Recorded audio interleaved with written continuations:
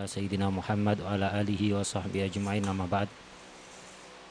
Qala al-Imam Al-Habib Muhammad bin Abdullah bin Syekh Al-Idrus Ba'alawi fi kitabi Idah Asrar Ulumil Muqarrabin ila anqal fa anta ayyuhal akh idza ahkamta umura sulukika banaita ala asas wa sabatat qawaidu amalik fasirta ala hidayah fala tazalu fi sulukika mutazayyidal hal kullama ata alaika yaumun ra'aita fihi ziyada wal inti'ash wa haula'i alladhina yatakhabbatuna fi sulukihim ma sababuhu illa ihmaluhum qawaidus suluk wa ifalat tertib fil muamalat faman arada al-iqbal ala Allah ta'ala falyuratib amalahu tartiba falyabda awalan bizuhdi fi hadi dunya ad-dani'ah wa ma'na zuhdi huwa taqallulu minal asya' wa ta'alluqu zuhdi bil batin aktsar min ta'alluqihi bil zahir idh huwa qillatur raghbah fil asya' wa tarku fuduliha wal aslul mu'tabar liman arada tabattul wa husnal muamalah ayyataqallala minal mat'am wa yahjaru syahawat wa yulazimul khalwah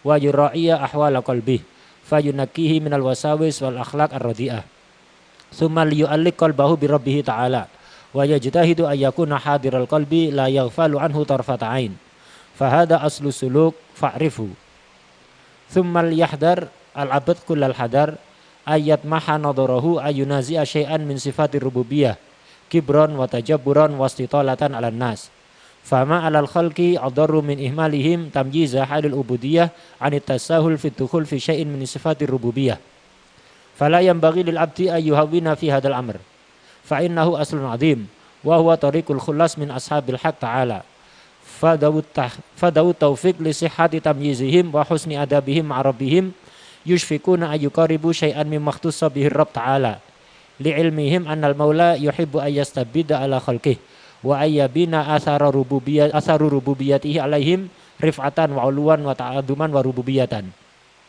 fa idza ramal abdu fi sulukihi rif'a wal ulu 'alan nas fa ayyu maziyatin tabqa lirabb 'alal marbub wa minha huna yaqaul ghalat li katsiri minan nas min saliki zamanina haitsu akhadhu umurahum fi sulukihim bit taraffu'i 'alan nas fil 'uluwi 'alal ibad waddukhuli fi umurin tushbihu ahwal al-jababirah wa ma'a dhalika yad'una zuhda wa tashabbuha bi ahwali salihin fayatakhabbatuna fi sulukihim wa tafsudu a'maluhum min haitsu la yash'urun fatalammah ayyuhal akh hadha sir fa innahu asasu tariqil haqq ta'ala ruwiya anna Rabb ta'ala anzala fi ba'dil kutub tafarradallahu bil kamal wa qada li ghairihi bin nuqsan fal uluwu khasun lillahil wahidil qahhar laisa li ahadin sabilun ila syai'in minhu fa anta ayyuhal akh wahidun minal ibad fa in kunta da fadilah fa aula fadailika an ta'rifa qadra nafsik wa tahullu mahallaka alladhi anzalaka bihi maulak falya'tanil insan bi islahi nafsih wal yatrah ma qalahu an-nas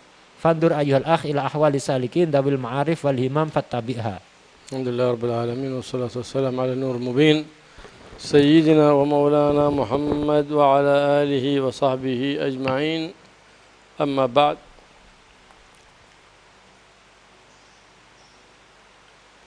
فقد حثنا المصنف في هذا الكلام على سلوك طريق الآخرة وبين لنا كيف السلوك وكيف هو أدب السلوك مع ملك الملوك سبحانه وتعالى وقال إذا أحكمت أمور سلوكك بنيت على أساس فإن الأساس الذي هو الأصل والأصل هو ما يبنى عليه وأما الفرع ما يبنى على غيره هذا قالوا فرع والأساس هو الأصل ما يبنى عليه أي ما يبنى عليه أساس السلوك هو تثبيت الأساس والقواعد وتثبيت قواعد الأعمال حتى يمشي على بصيرة من أمره وعلى يقين لا ريب فيه ولا تردد ولا شك فيثبت أساسه حتى لا يرجع القهقرة فيما بعد. نعم. فحينئذ إذا بنى على أساس متين من قواعد الدين فيزداد كل سنة، بل كل شهر، بل كل يوم، بل كل ساعة، بل كل لحظة، يزداد ويزداد ويزداد، إذ ما عند الله سبحانه وتعالى لا ينفد، عطاءه لا ينفد ما دام العبد مقبلا على الله بالطاعة وبالعبادة، فإن الله سبحانه وتعالى مقبل على عبده بالثواب والعطاء الذي لا ينحصر.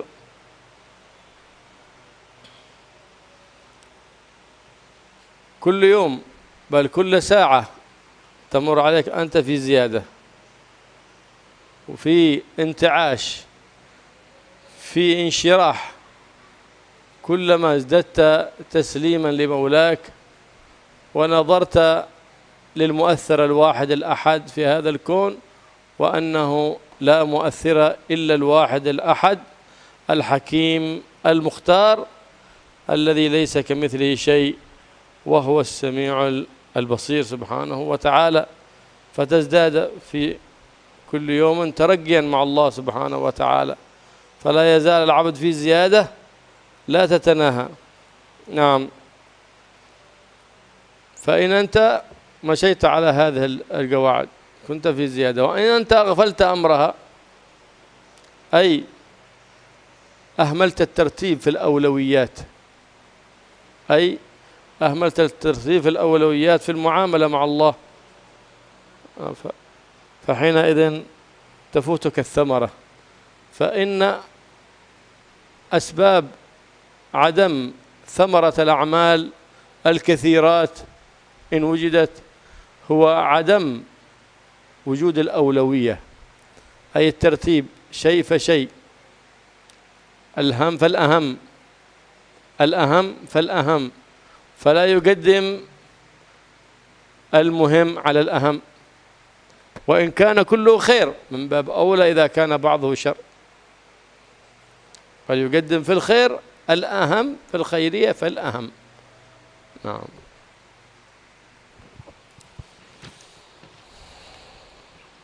Pada nas yang tadi kita baca, musannaf menganjurkan kepada kita, mengajak kita untuk senantiasa melakukan suluk thoriqil akhirah. Jadi berupaya mencari kebahagiaan hakiki, yaitu kebahagiaan di akhirat. Dan musannaf di dalam nas yang tadi kita baca itu menjelaskan bagaimana cara yang benar di dalam kita melakukan suluk, dan bagaimana pula adab-adabnya suluk. Tadi dikatakan suluk yang benar itu harus dibangun di atas pondasi. Pondasi itu dasar, ada asal, ada far'. Asal itu dasar, far' itu cabang. Artinya apa? Ketika seseorang itu hendak melakukan suluk ila thoriqil akhirah, dia harus mengerti betul jalan yang akan dia lalui. Harus didasari oleh pengetahuan yang benar dan keyakinan yang kuat, tanpa ada keraguan sedikit pun. Sehingga harapannya dengan begitu dia tidak akan berhenti di tengah jalan atau malah balik ke belakang. Ketika orang melakukan suluk didasarkan pada asas dasar yang kuat sesuai aturan agama, pondasi agama, maka setiap hari, setiap tahun, setiap bulan, setiap hari dia akan selalu bertambah, selalu naik. Bahkan setiap saat, setiap detiknya dia akan selalu naik kedudukannya di sisi Allah, akan semakin dekat kepada Allah. Dan Allah akan selalu memberi pemberian yang tidak terbatas kepadanya. Pemberian Allah tidak ada batasnya. Nah, orang yang berusaha mendekatkan diri kepada Allah sesuai jalan yang diatur oleh Allah, dia akan cepat sampai, akan mendapatkan pemberian yang sangat banyak tanpa terbatas. Setiap saatnya dia selalu bersemangat, hatinya semakin lapang, dan setiap saatnya dia bertambah yakin bahwa tidak ada yang bisa melakukan apapun di dunia ini, di alam ini, kecuali atas kehendak dan takdir Allah. Kalau orang itu melakukan suluk didasari oleh kaidah tadi, maka dia akan selalu bertambah setiap saatnya. Tapi kalau tidak, orang melakukan suluk tidak didasarkan pada jalan yang benar, tidak sesuai urutannya, maka tidak akan mendapatkan apapun, tidak akan ada hasilnya suluk yang ia lakukan. Karena itu penting sekali memperhatikan aulawiyat. Jadi apa yang harus diprioritaskan terlebih dahulu. Jadi yang harus didahulukan yang mana. Di dalam agama ini, ibadah-ibadah yang diperintahkan oleh Allah semuanya baik. Tapi kalau kepingin cepat sampai kepada Allah, harus mendahulukan yang paling penting. Semuanya baik. Semua yang diperintahkan Allah itu baik. Cuma kalau kepingin ibadah kita memberikan hasil yang sempurna, maka harus urut. Dahulukan yang paling penting, kemudian yang agak penting, terus berurutan begitu. Jadi keliru sekali orang yang melakukan ibadah, tapi ibadah mesti baik, tapi dia meninggalkan sesuatu yang lebih penting. Ibadah yang lebih penting, lah ini salah. Tidak akan membuahkan hasil ibadah yang seperti itu. Walaupun semuanya baik, tapi ini tidak akan membuahkan hasil. Apalagi kalau dia malah melakukan sesuatu yang tidak baik. نعم. فالعبد ما دام مقبلا على الله سبحانه وتعالى، فالله سبحانه وتعالى مقبل على ذلك العبد. فلهذا يقول الله سبحانه وتعالى: فإذا تقرب عبدي إلي شبرا تقربت إليه ذراعا، وإذا تقرب إلي ذراعا تقربت إليه باعا. هذا الباع من الطرف للطرف. وإذا أتاني يمشي أتيته هرولا، يعني كناية على أن الله سبحانه وتعالى يعطي عبده من الثواب والأجر واللطف والنصرة ما دام ذلك العبد مقبلا على طاعة الله، منكسرا لله، متذللا لله سبحانه وتعالى. فعلى العبد المقبل على الله السالك طريق الآخرة أن يرتب أعماله على الترتيب، لا يهمل الترتيب، فإن الترتيب فيه حرمان الثمرة، وإن كان هو خير كله. ألا فيبدأ بأساس هذا الدين. وما هو أساس هذا الدين؟ الزهد والورع. أساس، إن الورع أساس هذا الدين، فاحكم بناه. هو البناء، احكم البناء. إذا أردت البناء هذا يتم قوي سنون عديدة، فعليك تحكم الأساسات. القاعدة تثبتها قوية، بعدين أنت لا أنت ساتو لا أنت دواء لا أنت تيجا، على قدر همتك أنت. بعدين تبني برج 100 دور على قدر همتك. أهم شيء القاعدة هنا. أما القاعدة مرعبلة، بيسوي دور ثاني بيخرب القاعدة، دور ثالث ما بتنفع. أنت ما مكنت القاعدة، خلي القاعدة حق أدوار كثيرة، بعدين ابني على أقل من مهلك، على قدر استطاعتك. توك ابني، لا أنت دواء لا أنت تيجا لا أنت سبولو على قدر همتك أنت. ها؟ أهم شيء القاعدة متينة، القاعدة. فأول ما يبدأ المقبل على الله سالك طريق الآخرة بالزهد. ها؟ الزهد في الدنيا الغرور الدنيئة التي يقول فيها النبي محمد صلى الله عليه وسلم أن الله من مذ خلقها ما نظر إليها، وأن لا تزن عند الله جناح بعوضة، ولو وزنت الدنيا عند الله جناح قدر جناح بعوضة على أنها أصغر ما تكون ما سقى كافرا منها شربة ماء، إذ يعبد غيره ويأكل منها، هي أقل من ذلك وأحقر مما هنالك. هذا الدنيا. إذا ما معنى الزهد؟ التقليل من الأشياء، أن تأخذ من الدنيا بقدر حاجتك. والزهد خلقناه قلبي. ما سمعت تقول الزهد أنا زاهد أنا زاهد أنا زاهد، تجيب 100 مرة أكو زاهد أكو زاهد أكو زاهد، ترجع زاهدة. ها؟ حتى سميته زاهد ما بيكون زاهد. الدنيا أن تخرج محبة الدنيا من قلبك، فتكون الدنيا في يدك معينة لك على طاعة ربك.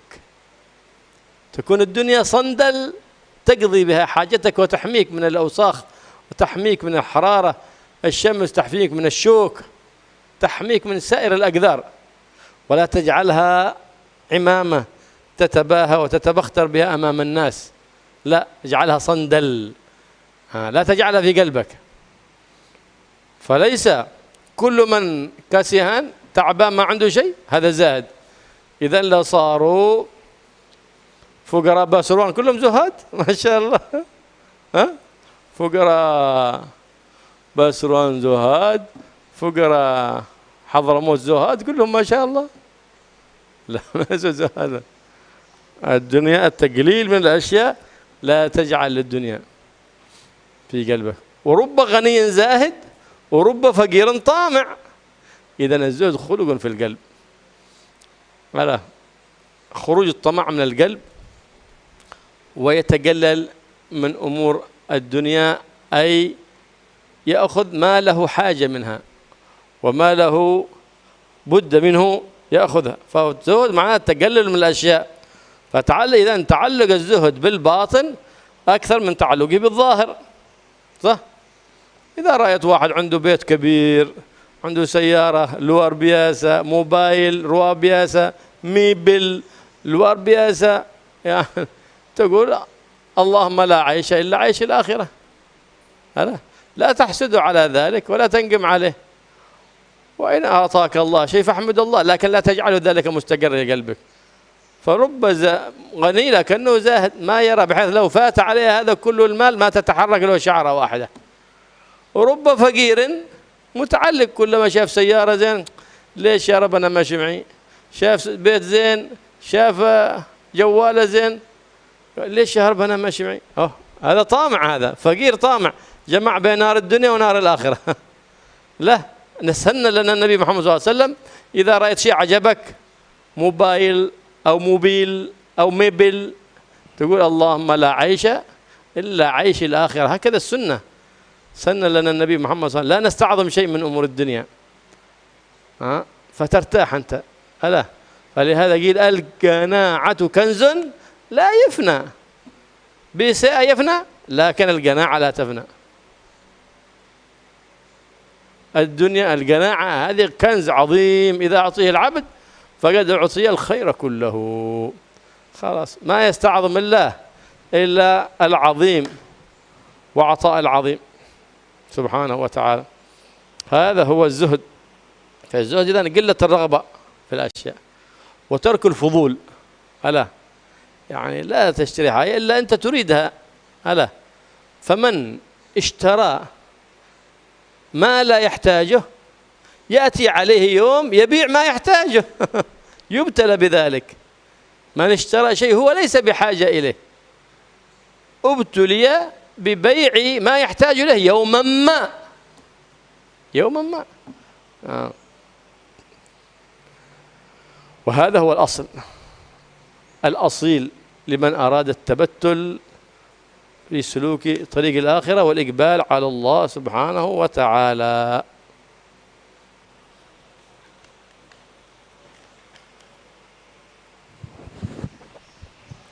Beliau melanjutkan, seorang hamba ketika dia kepingin mendekatkan diri kepada Allah, maka Allah akan lebih mendekat lagi kepada seorang hamba itu. Dikatakan dalam sebuah hadis, ketika seorang hamba itu berusaha mendekat kepada Allah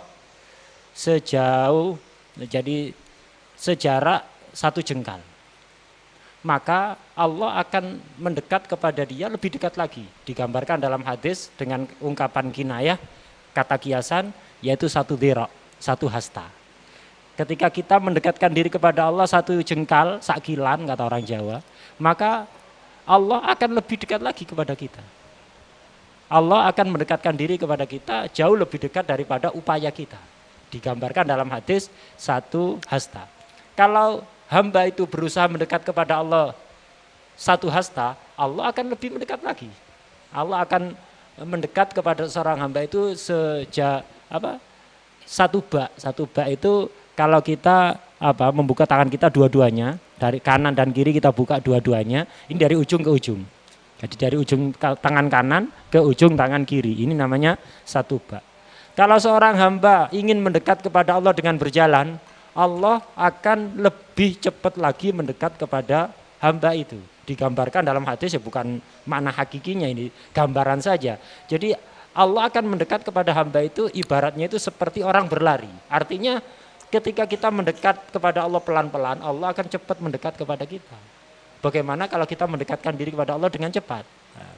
Ini semuanya kinayah, bukan arti yang sebenarnya, bukan berarti Allah berlari atau berjalan, tidak. Ini adalah sifat makhluk. Jadi ini adalah kinayah, gambaran bahwa Allah akan memberi sesuatu yang sangat besar, jauh dari apa yang kita upayakan. Upaya kita sedikit, balasan dari Allah akan sangat besar sekali. Kita ingin mendekatkan diri kepada Allah dengan berjalan tertatih-tatih, Allah akan memberikan bantuan yang sangat luar biasa kepada kita. Yang penting di dalam upaya kita melakukan suluk, mendekatkan diri kepada Allah, harus memperhatikan urutan yang diatur oleh agama. Harus berurutan. Apa yang harus dilakukan dulu, itu yang didahulukan. Jangan lompat-lompat. Gitu. Karena apa? Kalau kita berusaha mendekat kepada Allah dengan cara lompat-lompat, tidak akan mendapatkan buah apapun. Nah, karena itu tadi diulang dari depan bahwa apa? Orang melakukan suluk itu harus didasari pondasi yang sangat kuat dan kokoh. Apa pondasinya? Pondasinya adalah az-zuhdu wal wara'. Zuhud dan wara'. Ini harus diperkuat dulu. Ingin mendekatkan diri kepada Allah. Nah, maka bagaimana cara kita itu, zuhud kita itu kita perkuat, warok kita perkuat, itu yang harus dikuatkan dulu karena ini pondasi.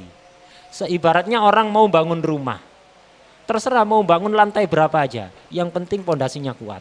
Kalau pondasi yang kita bangun itu kuat, terserah nanti mau bangun lantai 1, 2, 3, lantai 10 atau lantai berapa saja, terserah keinginan kita. Yang penting pondasinya sudah kuat.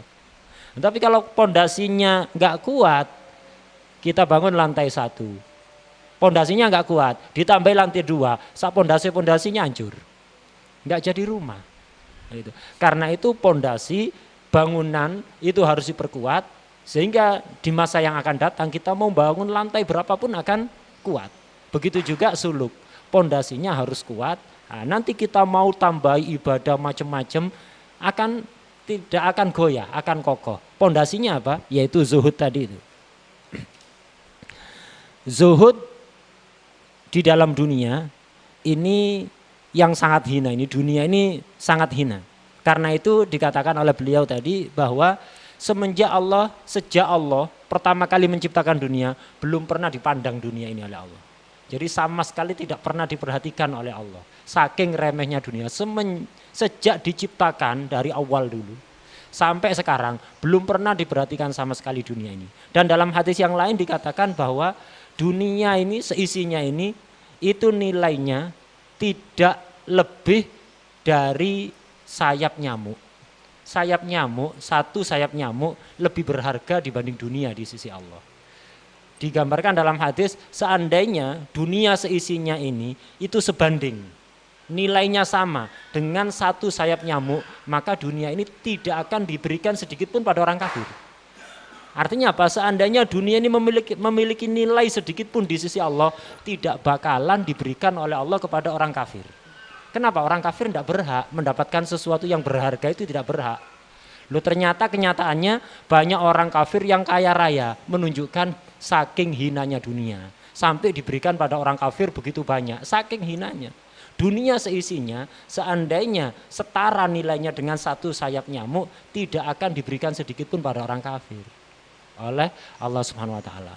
Yang dikatakan zuhud itu adalah kita meminimalisir. Jadi mengambil sedikit dari segala sesuatu. Dari dunia ini kita hanya mengambil kebutuhan sesuai kebutuhan saja. Jadi kebutuhan kita yang mendesak itu yang kita ambil, selebihnya enggak kita ambil. Dan perlu difahami bahwa zuhud ini adalah akhlaknya hati. Bukan akhlaknya anggota badan luar, bukan. Tapi akhlaknya hati. Karena itu orang yang dikatakan zuhud itu adalah orang yang hatinya tidak ada rasa cinta kepada dunia sedikit pun. Tidak ada rasa senang kepada dunia sedikit pun. Bukan orang zuhud itu adalah orang yang selalu wiritan 100 atau 200 kali setiap hari, saya zuhud, saya zuhud, saya zuhud. Atau namanya misalnya zahid, bukan itu yang dikatakan zuhud, bukan. Orang yang zuhud itu adalah orang yang menjadikan dunia ibarat sandal. Jadi untuk melindungi kaki gitu aja dari panas, dari duri, itu aja. Bukan menjadikan dunia seperti imamah, seperti sorban, seperti kopiah yang kita pamerkan, kita tampakkan kepada semua orang. Enggak. Jadikan dunia seperti sandal. Karena zuhud itu adalah akhlaknya hati, maka tidak setiap orang fakir itu zuhud. Sebagaimana tidak setiap orang kaya itu tidak zuhud. Bisa jadi orang kaya malah zuhud. Orang fakir malah tamak, tidak zuhud. Kalau seandainya orang fakir, setiap orang fakir pasti zuhud, orang Pasuruan semuanya zuhud ini. Orang Pasuruan semuanya miskin-miskin rata-rata. Semuanya bakalan dikatakan zuhud. Enggak. Bukan zuhud itu berarti harus miskin, fakir. Kalau begitu orang Pasuruan, orang Hadramut semuanya zuhud. Enggak. Dan sebaliknya orang kaya kadang malah orang kaya justru malah dia zuhud. Inti dari zuhud tadi diulang lagi oleh beliau bahwa inti dari zuhud itu adalah kita mengambil dunia ini sesuai kebutuhan yang mendesak saja. Kemudian juga diulang bahwa ta'alluqnya zuhud dengan hati itu lebih besar daripada ta'alluqnya zuhud dengan anggota zahir. Karena itu kita diajarkan ketika kita melihat rumah yang bagus, mobil yang mewah, atau mobile HP yang mewah, keluaran terbaru yang mahal, atau mebel perabot rumah tangga yang sangat mahal. Terus kemudian ada rasa senang dalam hati kita, ada rasa kagum di hati kita. Kita diajarkan oleh Nabi untuk kemudian membaca zikir Allahumma la aisha illa aishul akhirah. Ya Allah, tidak ada kehidupan hakiki kecuali kehidupan nanti di akhirat. Jadi bukan ini kehidupan hakiki, bukan mobil mewah, rumah megah, kemudian alat elektronik yang canggih, yang model terbaru. Bukan itu kehidupan hakiki. Kehidupan hakiki nanti ada di akhirat. Orang fakir itu kadang-kadang malah nggak zuhud, malah tamak. Fakir, setiap lihat mobil mewah, hatinya kepingin. Waduh, kenapa saya nggak punya ya? Kapan saya bisa punya mobil mewah seperti ini? Lihat rumah megah, tergerak dalam hatinya pikiran, kapan saya bisa punya rumah seperti ini? Ini fakir tapi tidak zuhud. Ini orang fakir, ini hidup di neraka dunia akhirat ini. Dunia neraka, akhirat neraka, orang fakir yang model seperti ini. Karena itu kita harus mengajari hati kita agar supaya qanaah, menerima apa yang ada. Dikatakan al-qanaatu kanzun la yafna. Qanaah ini adalah ibarat tabungan yang tidak bakalan habis. Beda dengan tabungan kita di BCA. Sak BCA bakal buyar. Sak BCA bakal buyar, bakal hancur. Tapi kalau qanaah tidak bakalan. Kemudian yang dikatakan zuhud juga diulang-ulang oleh beliau karena ini memang poin yang penting. Zuhud itu adalah kita tidak cinta. Dalam hati kita tidak ada kecintaan di dunia dan meninggalkan sesuatu yang melebihi kebutuhan. Tarkul fudul. Jadi meninggalkan sesuatu yang tidak ada kebutuhan. Karena itu kita jangan biasakan membeli sesuatu yang tidak menjadi kebutuhan. Karena ada kaidah, orang yang membeli sesuatu yang tidak dia butuhkan, suatu saat pasti dia akan terpaksa menjual sesuatu yang sangat dia butuhkan. Siapapun yang membeli sesuatu yang tidak dibutuhkan, suatu saat pasti dia akan terpaksa menjual sesuatu yang sangat dia butuhkan. Karena itu perlu kita waspadai. Nah, jadi jangan biasakan membeli sesuatu yang bukan kebutuhan pokok. Ini adalah dasar yang sangat pokok sekali bagi orang yang mau tabatul, mau fokus ibadah kepada Allah Subhanahu wa taala.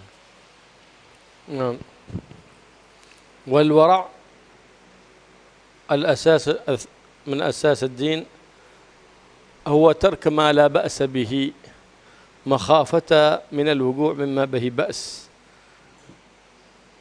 قال الصحابة رضي الله تعالى عنهم كنا نترك 90 بابا من الحلال مخافة الوقوع في الحرام. هذا الاحتياط وليس من الوسواس. الاحتياط مطلوب والوسواس مذموم. الاحتياط من الدين، من مكانه، أما الوسواس مذموم. فهذا هو الأساس، الورع والزهد. إذا أحكمت أساسك احتكم لك البناء وثبت. فإذا بنى على غير أساس فإنه لا يبقى البناء، بل يزول بأول ريح أو أول موجة تأتيه تخرب عليه البناء، كالذي يبني على السباخ، أرض سبخة ما يستقر عليها البناء، وإن استقر عليها سنة ما استقر عليها سنتين، فإنه سريعا ما يزول. كذلك من أقبل على طريق الآخرة وأراد الإقبال على الله سبحانه وتعالى عليه بتقليل المطعم. كيف تقليل المطعم؟ يعني بالتدرج ليس المعنى أن يأتي ويترك الطعام كله بعدين بيقع تيبيز أميبيا بعدين، لا بيسر عليه أي فيروس يسيطر عليه لا ليس كذلك، كما يفعله بعض الحمقى النوكى يترك الأكل كله بعدين بعد أسبوعين كذا فرمي في البيت بعدين ما شاء الله.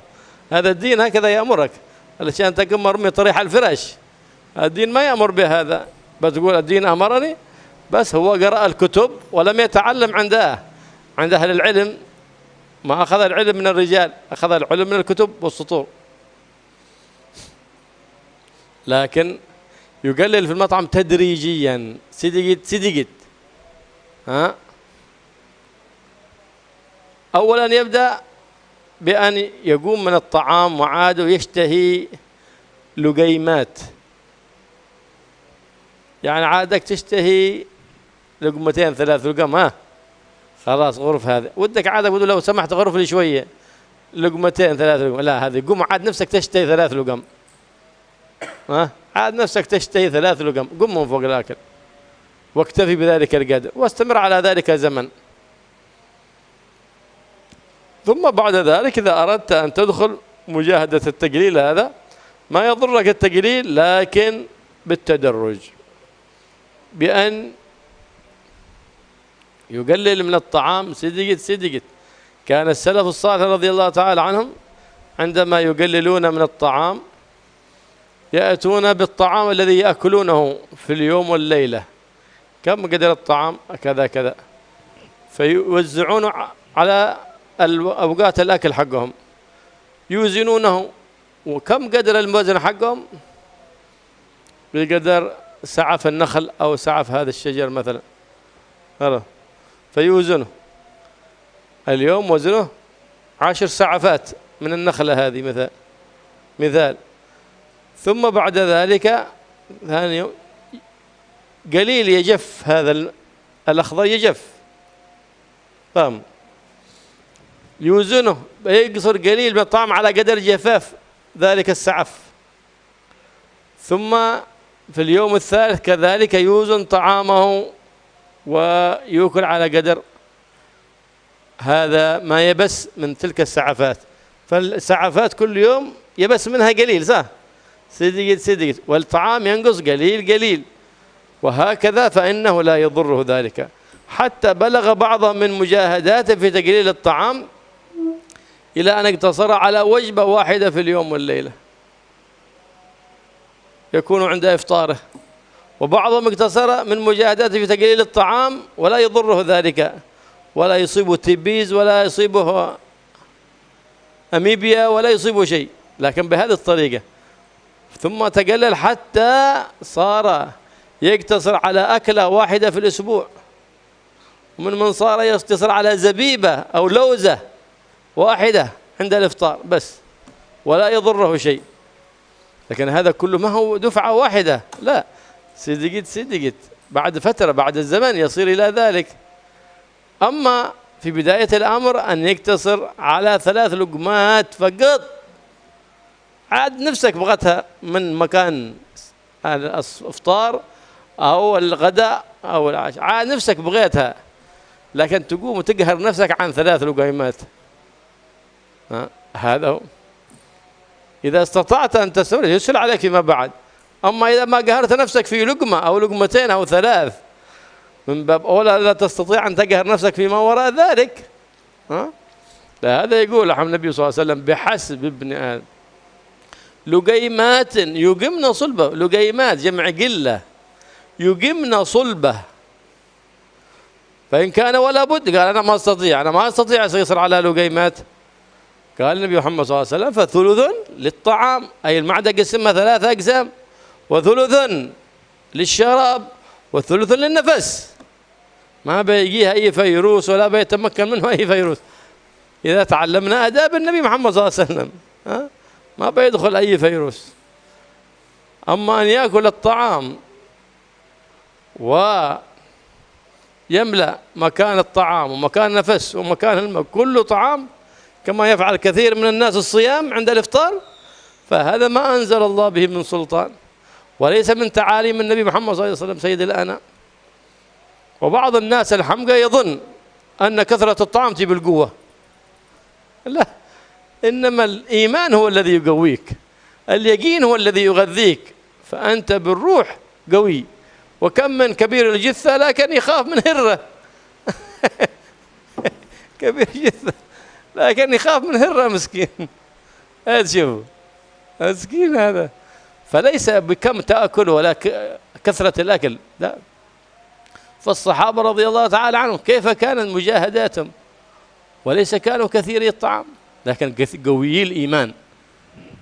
بعد فوق ذلك كله الذي يقوي الجسم هو نوعية الغذاء وليس كمية الغذاء. من يأكل ألا ناسي بودي أو اندومي، كان هذه كلها ما تغذي، هذه ما تقوي، ويفطر مطبق ما في قوة هذا كله. لكن لو تغذى فقط غذاء فواكه خضروات فواكه نوعية الغذاء. هذا يقول الطبيب بعض الأحيان يقول لا أنت عندك سوء تغذية، يقولوا أنا عندي الثلاجة مليانة أكل والبيت مليان طعام، كيف عندي سوء تغذية؟ أنت تكذب علي. يقول لا، الطبيب ما يكذب عليك، الطبيب يتكلم على نوعية الغذاء، أي أنك لا تعرف النوعية التي تغذي الجسم وتعطي الجسم الذي يحتاجه من البروتينات والفيتامينات، وإنما تأكل أكل البهائم فقط هكذا شك شك شك شك. كما ذاك الواحد يأكل بسباس ثم يأكل بلا شعور شك شك شك شك، ما يعرف إيش أكل، كما قصة أصحابنا ذيلا لا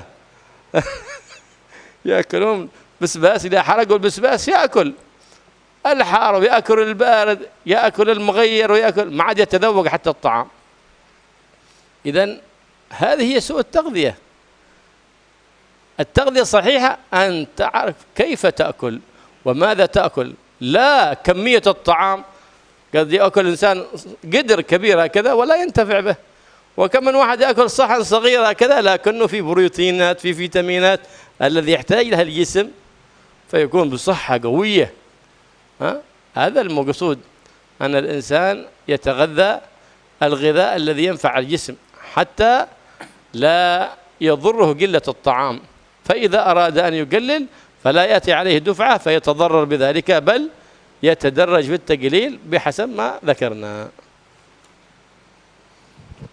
Jadi asas pondasi yang harus diperkuat bagi orang yang ingin melakukan suluk thoriqil akhirat tadi sudah dijelaskan. Yang pertama adalah zuhud.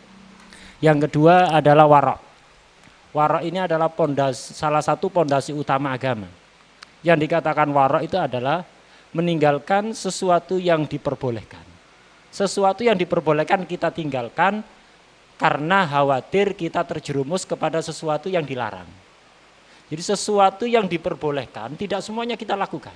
Walaupun diperbolehkan, harus ada yang kita tinggalkan kalau itu rawan menjerumuskan kita kepada sesuatu yang tidak diperbolehkan. Ini yang dikatakan warok. Para sahabat, sebagian sahabat mengatakan, kami para sahabat itu meninggalkan 90 pintu halal karena takut terjerumus kepada sesuatu yang haram. Jadi sesuatu yang halal enggak semuanya yang halal dilakukan, enggak. 90 pintu halal ditinggalkan oleh sahabat karena khawatir terjerumus kepada sesuatu yang haram. Ini adalah ihtiyat, bukan was-was. Ada ihtiyat, ada was-was. Kalau ihtiyat ini perbuatan yang terpuji. kehati-hatian. Kalau was-was ini tercela, bukan ajaran agama. Nah, ini adalah dua pondasi utama agama. Bagi orang yang ingin mendekatkan diri kepada Allah harus memperkuat dua pondasi ini, yaitu zuhud dan warok. Kalau pondasi ini sudah kuat, maka bangunan kita, bangunan ibadah kita kepada Allah semuanya akan kuat, tidak akan mudah goyah diterpa oleh badai, angin kencang atau apapun. Tapi kalau pondasinya udah lemah, jangan berharap kita memiliki bangunan yang lemah. Kita bangun ada di tanah, misalnya tanahnya itu gerak, tanahnya itu nggak bisa dibangun bangunan yang kuat di situ. Jangan berharap punya bangunan yang kokoh. Mungkin setahun bertahan, 2 tahun, 3 tahun hancur semuanya. Nah, karena itu kalau ingin membuat bangunan yang kuat, perhatikan pondasi terlebih dahulu. Kemudian yang ketiga termasuk asas bagi orang yang ingin melakukan suluk thoriqil akhirah, itu harus sedikit makan.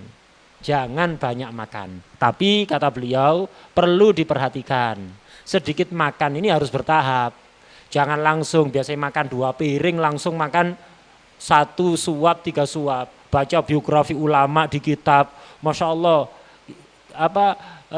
Syekh Fulan ini makannya sehari cuma 3 suap 1 suap, pingin niru ya langsung kena tipes kata beliau. Itu sehari 2 hari kena tipes masuk rumah sakit tak bangun-bangun nanti. Itu jadi harus bertahap. Kalau biasanya makannya banyak, maka cara mengurangi bagaimana? Dikurangi 3 suap. Bukan dari 2 piring langsung berubah jadi 3 suap, enggak. Dari 2 piring itu dikurangi 3 suap. Kita masih kepingin 3 suap lagi, stop. Kepingin nambah, stop. Nah, itu yang pertama harus dilakukan. Jadi dari 2 piring misalnya dikurangi 3 suap. Nah, dan ini harus dilakukan dalam beberapa waktu. Jangan satu hari langsung kurangi 3 suap, besoknya 6 suap, besoknya lagi 9 suap. Tidak akan bermanfaat. Nanti akan sakit malah tidak bisa ibadah apa-apa nanti. Jadi dari kebiasaan makan kita dikurangi 3 suap saja. Ini berjalan sampai katakan seminggu, 10 hari. Sampai betul-betul kita merasa cukup dengan makanan segitu yang dikurangi 3 suap.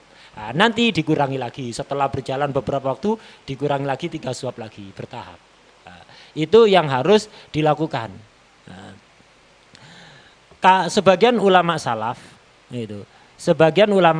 itu ketika ingin mengurangi kebiasaan makannya, mereka menimbang. Jadi biasanya mereka makan sarapan, makan siang, makan malam itu berapa kilo misalnya atau berapa gram. Itu ditimbang. Ulama dulu ditimbang pakai pelepah kurma. Seperti ini daun palem ini. Jadi daun palem yang masih basah itu ditimbang. Ini jadi ngambil sebagian pelepah daun palem yang bobotnya sama dengan bobot makanan yang biasa dia makan setiap hari. Nah, yang namanya daun palem dipotong, daun pelepah kurma dipotong, setiap hari akan kering sedikit demi sedikit. Keringnya tidak langsung. Nah, semakin kering bobotnya semakin ringan. Lah ulama salaf itu dulu kalau mau belajar ngurangi makanan begitu. Makanannya ditimbang dengan daun yang basah. Dengan pelepah kurma yang basah.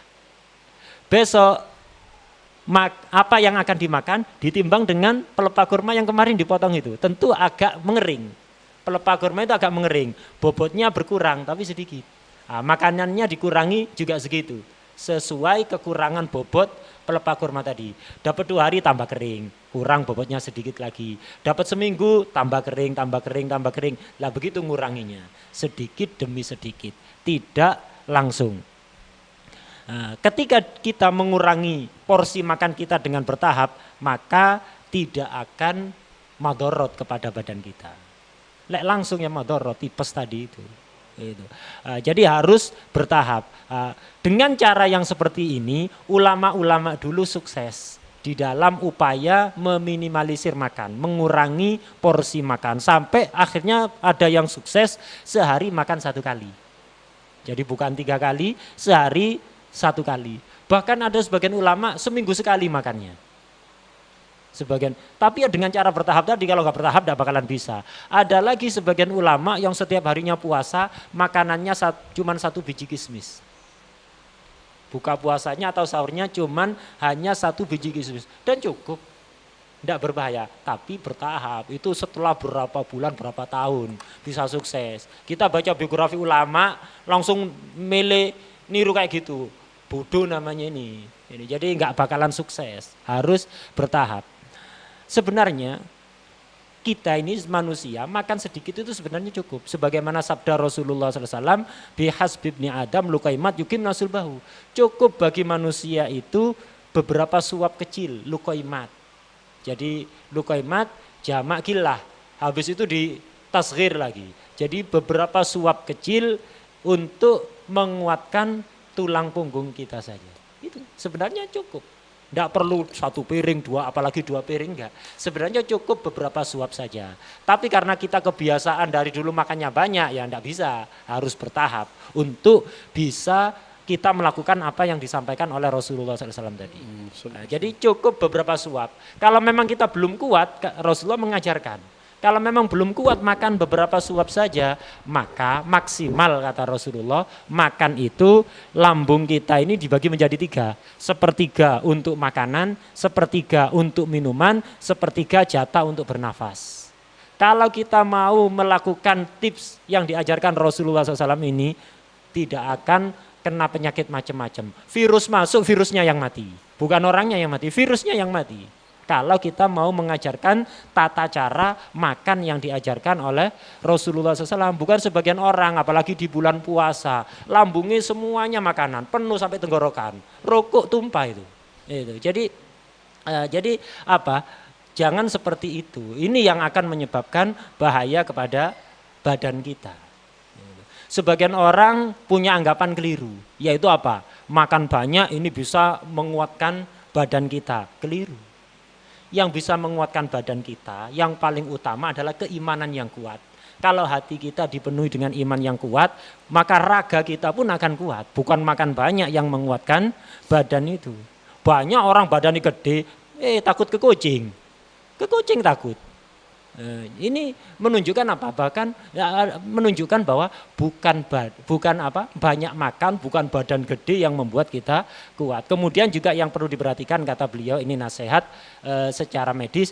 Jadi kata beliau yang perlu diperhatikan juga kualitas makanan, bukan kuantitas, bukan jumlah banyaknya makanan yang harus kita perhatikan, tapi kualitas makanan. Cari makanan-makanan yang bergizi.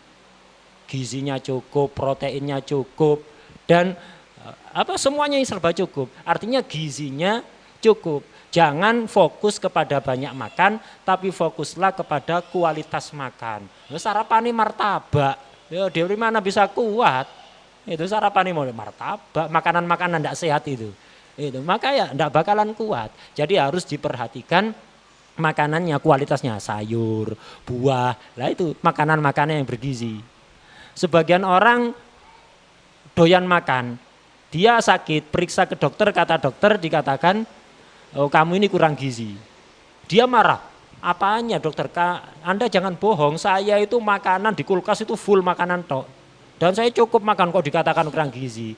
Dokter ini benar, nggak bohong dokter ini. Kenapa? Banyak makan tapi tidak bergizi, ya percuma, kurang gizi akhirnya. Jadi perlu memperhatikan jenis makanan. Jadi pilih kita makan itu makanan-makanan yang bergizi. Makan sedikit asal bergizi, itu bagus. Daripada makan banyak tidak ada gizinya.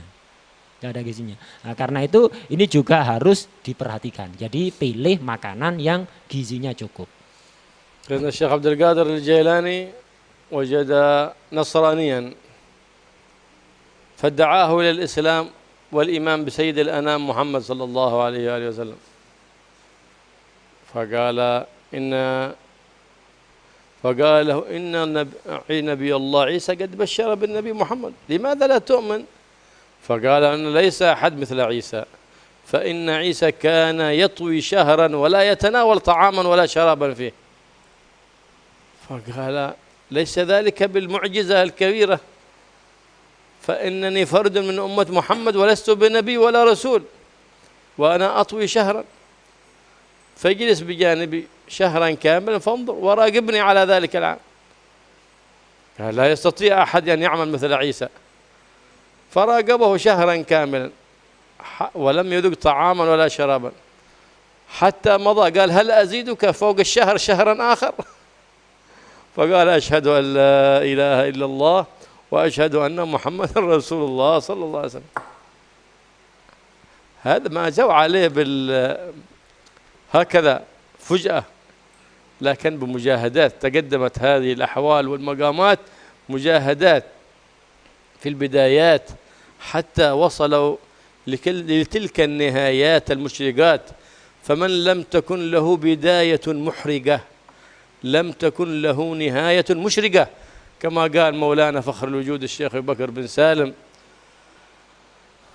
فخر العوالم رضي الله تعالى عنه، ما وصل إلى هذا المقام إلا بعد ما هجروا الشهوات المباحات. ما هو الشهوات المحرمات، الشهوات المباحات. فشهوة النفس مع الذنوب، شهوة النفس المباحة يعني مع الذنوب موجبتان قسوة القلوب. توجب قسوة القلب، وأنت تسعى في الإقبال على الله في رقة القلب وفي تنوير البصيرة وتخفيف كثافات عن الروح لترقى مراقع عاليات. فإذا لا بد من ذلك، من تهجر الشهوات، من أن تأنس بخلوة مع الله سبحانه وتعالى. عندما تجلس بينك وبين الله تتأنس بمناجاة الله أكثر من تأنسك بمناجاة الناس والخلق. إذا كان لا يضيق إذا جلس يناجي ربه، لكن عند الناس ما شاء الله يرتاح ويتنفس، هذا علامة أنه غير صادق في سلوكه، إنما يعمل ذلك لأجل القنبر لأجل الناس، لأنه ما أنس برب الناس، والأنس بالناس أكثر من الأنس برب الناس دليل وعلامة قوية للإفلاس. هذه علامة الإفلاس. فهذا لازم الخلوات حتى أشرقت عليهم من أنوار رب البريات بواسطة النبي محمد صلى الله عليه وسلم سيد السادات. هكذا لازم يراعي أحوال قلبه، ينقيه من الوسواس والأخلاق الذميمة، تخلية، حقد، حسد، كبر، عجب، بغض، غش، يخرج هذا من قلبه. ثم إذا تخلى عن هذه المهلكات تحلى بالمنجيات. وسواس، تخلى عن الوسواس. وإذا جاء اثنين يتكلمون قال هذا يتكلم علي، هذا وسواس. هذا شاف ذا يتكلم يتناجم مع هذا وهو داخلنا وهو يقع في خطر، هذا يتكلم علي. أو قام بعد ما قام ضحك اثنان قال يضحكون علي. هذا نوع من الوسواس، نوع من الحالة النفسية التي نهى عنها سيد الناس محمد صلى الله عليه وسلم. بل تقول لعله شيء آخر يتكلمون فيه، وحتى وإن كان 50% أنهم يتكلمون عليك، لا تجعل للشيطان عليك طريق، فإن الله سبحانه وتعالى يقول إن بعض الظن إثم. كيف تبني أمورك على الظن؟ الذي يبني أموره على الظن هذا الجاهل الواقع في الوسواس والعياذ بالله. ابني أمرك على اليقين ولا تبني أمورك على الظن. فكيف هذا ليس بالظن بل هو بالوهم. هذا الظن لا تغلب الجانب الراجح، والوهم تغلب الجانب المرجوح. الوهم، فكيف هو لم يبلغ درجة الظن بل عاد ولا في الوهم، فهذا أخبث وأخبث من الأول، لأنه أخذ بدل اليقين الوهم. فكيف يستأنس بالله من هو يخاف الناس ويهم كلام الناس، وادخل عليك الوسواس الخناس ألا ولحقته بالموسوسين، فصارت عند الإنسان حالة نفسية بيش ضعف الإيمان وضعف اليقين وعدم اطمئنان القلب بالله سبحانه وتعالى. فخلي قلبك عن كل ذميم وحله بكل خلق حميد كريم، ثم بعد ذلك جعل قلبك مع الله، واجتهد دائما أن يكون قلبك حاضر مع الله، لا تغفل عنه طرفة عين. فانظر إلى كيف جعل الله سبحانه وتعالى أذكار للدخول، أذكار للخروج من البيت، أذكار للنوم، أذكار للاستيقاظ من النوم، أذكار لكل حالات الإنسان، صعود هبوط، كل حولات الإنسان وأحواله جعل النبي محمد صلى الله عليه وسلم هناك أذكار. فكيف تغفل عن الله سبحانه وتعالى؟ ما غفلوا عن الله، بل ما غفل العالمون العارفون عن حبيب الله محمد صلى الله عليه وسلم ساعة واحدة، ما غفلوا عن حبيب الله، فكيف يغفلون عن الله سبحانه وتعالى؟ لهذا كان من خصوصيات النبي محمد صلى الله عليه وسلم تنام عيناه وقلب لا ينام، قلبه ما ينام بل مع الله سبحانه وتعالى. فجاء العارفون لم تغفل قلوبهم عن حبيب الله محمد صلى الله عليه وسلم، فكيف أن تغفل قلوبهم عن الله سبحانه وتعالى؟ إذا لما عدوا نفسهم حتى من المسلمين. فيقولهم دائما ذكر الله، إذا هماه بمعصية تذكر الله. قوله سبحانه الذين اتقوا إذا مسهم طيف من الشيطان تذكروا فإذا هم مبصرون. مسك بريك خلاص. إذا أنت ذاكر لله بامتناعك، أنت ذاكر لله، ليس الذكر فقط اللسان، لا، الجنان ذكر، ألا غضك الطرف ذكر، اثنان يتكلم في كلام أنت ودك تسمع إيش يقولون ذيلا، قهرت نفسك على سنة ما تسمع إيش يقولون، هذا ذكر بل هو أعظم ذكر. ما ولا نفسك إيه تكلموا يخلوا اللي يقول كذا وهو يسمع، يخلوا يتفرج هناك وبغى يسمع عنها جو. كما اللي يبايع في البصل وهو بغى الثوم يسمع، أو يخلوا بغى شيء من هنا ألا مشان بيسمع إيش يقولون ذيلا، أو يدخل على اثنين بدون خفي بحيث ما يتحرك ولا شيء حتى يسمع إيش يقولون. هذا في وعيد شديد. هذه الغفلة عن الله، لما تسمع كلام اثنين وهم لك يكرهون أن تسمع كلامهم، هذا من الغفلة عن الله. ولو صنت سمعك وقهرت نفسك قلت لا أنا ما بسمع الكلام حتى وإن كان علي، هذا في ذكر لله. ليس دائما الذكر التسبيح لا، هذه المعاملات والأخلاق هذه أعظم ذكر لله سبحانه وتعالى. ليس كل ذكر اللسان، لا، هناك كف النفس عن شهواتها، هذا أعظم ذكر لله سبحانه وتعالى، والأجر فيه أعظم من العبادة. لماذا؟ لأنه في كسر شهوة النفس، وكلما كان أشق على النفس كان الأجر فيه أعظم عند الله سبحانه وتعالى.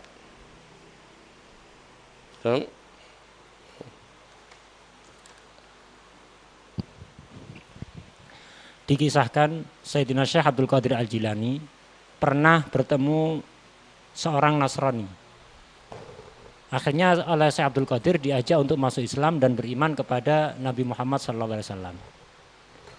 Tapi si Nasrani tadi nggak mau. Buat apa aku iman pada Nabi Muhammad? Buat apa aku masuk Islam? Syekh Abdul Qadir mengatakan, bukankah nabimu Nabi Isa telah memberikan kabar gembira akan datangnya Nabi akhir zaman itu Nabi Muhammad? Kenapa kamu tidak beriman? Si Nasrani menjawab, iya aku tidak beriman pada Nabi Muhammad. Kenapa? Karena Isa bagiku lebih hebat, jauh lebih hebat daripada Muhammad. Ditanya balik oleh Syekh Abdul Qadir, apa kehebatan Nabi Isa menurutmu yang bisa mengalahkan Nabi Muhammad? Iya, Nabi Isa itu mampu dalam 1 bulan tidak makan sama sekali. 1 bulan tidak makan sama sekali Nabi Isa kuat. Nabi Muhammad mana bisa seperti itu. Akhirnya Syekh Abdul Qadir Jilani, tidak perlu Nabi Muhammad kalau kayak gitu. Aku ini salah satu umatnya Nabi Muhammad. Aku mampu tidak makan sebulan sama sekali. Si Nasrani heran, oh mana mungkin. Kalau tidak percaya ayo buktikan. Kamu terus bersamaku 1 bulan, jangan pernah tinggalkan aku. Kamu awasi, aku makan apa enggak. Akhirnya dibarengi. Betul, 1 bulan berlalu, Syekh Abdul Qadir sama sekali tidak makan, tidak minum.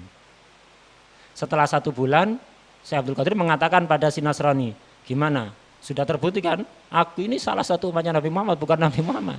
Salah satu umatnya Nabi Muhammad mampu tidak makan sama sekali, tidak minum sama sekali selama 1 bulan. Kalau kamu pingin 2 bulan, ayo tunggui. Aku 2 bulan siap, tidak makan sama sekali.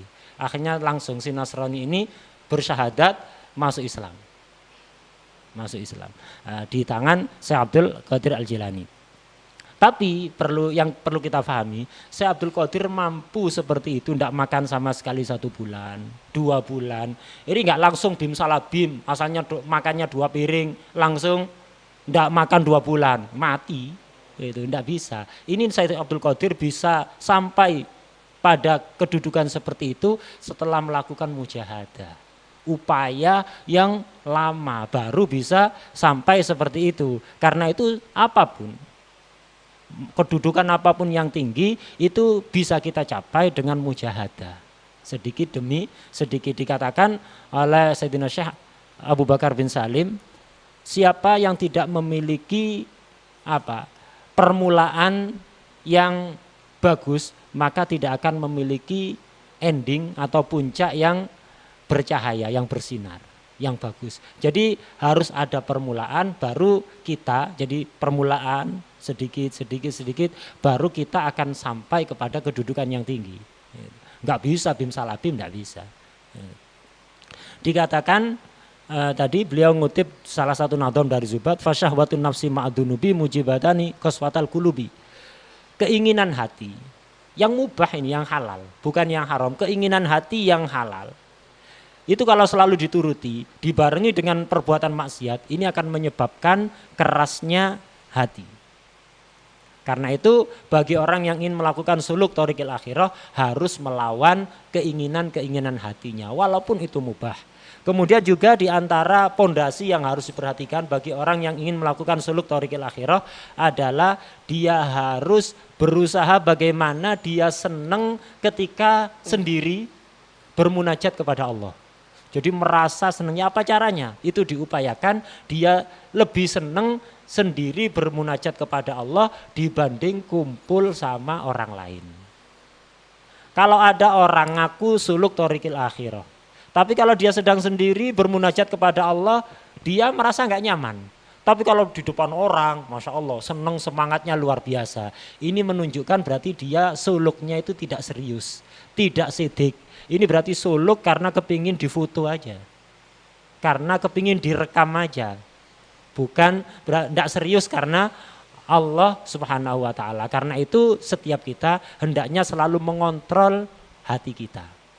Kalau menemukan sifat yang jelek, langsung bersihkan. Ada niat jahat kepada orang lain, iri, dengki, hasud, ujub, membanggakan diri sendiri, sombong. Ini tinggalkan, bersihkan. Atau was-was, kadang-kadang di hati kita itu was-was. Punya was-was, ada 2 orang ngobrol, jangan-jangan membicarakan saya ini. Nah ini was-was ini, tinggalkan. Harus dilawan itu. Ada 2 orang, kita pergi, 2 orang itu ketawa-ketawa sendiri. Jangan-jangan menertawakan saya. Ini was-was ini, tinggalkan. Sifat-sifat seperti itu tinggalkan. Ini tidak ada dasarnya, ini hanya sekedar dugaan. Allah Subhanahu wa Ta'ala di dalam Al-Quran berfirman, inna ba'dadh-dhanni itsm. Sebagian dugaan ini artinya dugaan kuat, itu dosa. Dugaan itu walaupun kuat, tidak yakin, itu dosa. Suudzon kepada orang dosa, apalagi wahm. Bukan dugaan kuat, sekedar kayaknya membicarakan saya, sepertinya menertawakan saya, sepertinya. Kemungkinan yang sangat tipis, apalagi dosanya akan jauh lebih besar walaupun sudah 50% atau lebih dari itu. Ini membicarakan saya, ini kemungkinan besar dosa itu. Karena itu kita harus meninggalkan dugaan-dugaan, keraguan-keraguan seperti tinggalkan. Semua apa yang kita lakukan harus didasari keyakinan. Kalau yakin baru, kalau enggak jangan. Nah, kemudian juga setelah pembersihan hati, kita juga harus menghiasi hati kita dengan sifat-sifat yang baik dan berupayalah agar selalu hati kita ini bersambung ingat kepada Allah.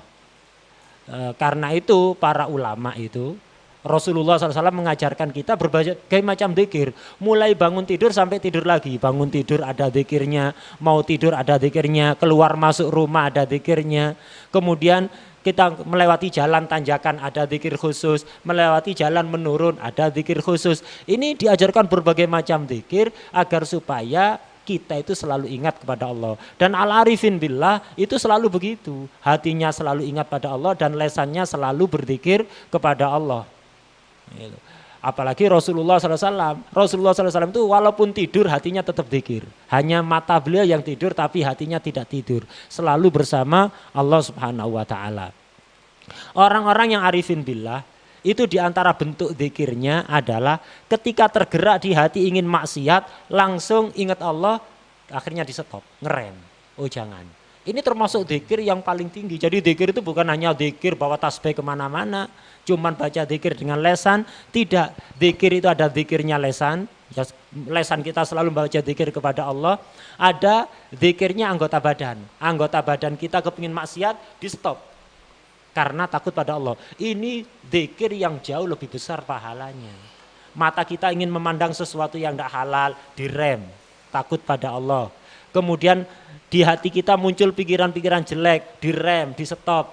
Ini adalah salah satu bentuk zikir yang sangat kuat, yang sangat tinggi, pahalanya lebih besar. Kenapa? Ini ada upaya ngerem hawa nafsu.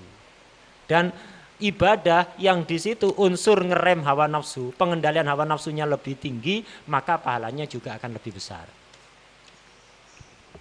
Allah yaj'alna quluban dzakirah wa quluban khashi'ah وأذنا سامعة للحق واعية وينور البصر والبصيرة ويجعل البصيرة منيرة ويذب عنا حجابها وحجابنا ويذب عنا حجاب الغيرة ويجعل قلوبنا متعلقة به سبحانه وتعالى وينزه عن قلوبنا التعلق من دونهم ويرزقنا عنا وإياكم من قوم يحبهم ويحبونهم وينشرنا من حال التوحيد ويغرقنا في بحر الوحدة يصلح قلوبنا ويصلح نياتنا ومقاصدنا يغفر ذنوبنا ويستر عيوبنا ويستر المطلوب يحفظنا إياكم من كل أذية وكل بلية ومن كل بلاء خارج من الأرض أو نازل من السماء وجعلناك محفوظين مرزودين مزودين بكل خير من خيرات الدنيا ودين الشرح صدور ما في صلاح أمورنا فإنا لا نعلم أمرا نختاره لأنفسنا وفوضنا لله سبحانه وتعالى جميع أمورنا فنسأله أن يختار لنا ما فيه الخير